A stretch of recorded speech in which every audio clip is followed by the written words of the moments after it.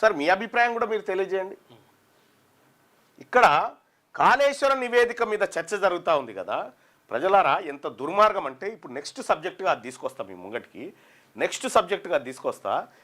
ఈ కాంగ్రెస్, ఈ బీజేపీ, ఈ బీఆర్ఎస్ ఆడుతున్నటువంటి దొంగ నాటకాలు వీటన్నిటినీ ఒక్కసారి ఇప్పుడు మీతో మాట్లాడుతూ ఇప్పుడు దాదాపు ఒక 1000 మంది అభిప్రాయం చూద్దాం.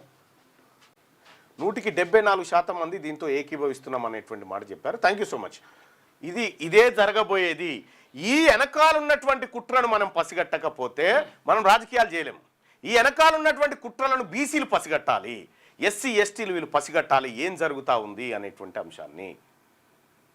ఇక ఆయన కోర్టుకు పోయి మరి ఏంది మళ్ళన్నా వీళ్ళు కోర్టుకు పోయారంటే ఇది ముందనుకున్నటువంటి వ్యవహారంలో భాగమే. ఇప్పుడు ఈజీగా తప్పించుకోవచ్చు. ఎవరు? కేసీఆర్, ఆ తర్వాత హరీష్ రావు, అధికారులు ఇప్పుడు ఈజీగా తప్పించుకోవచ్చు నరేంద్ర మోడీ గారి దగ్గర నుంచి.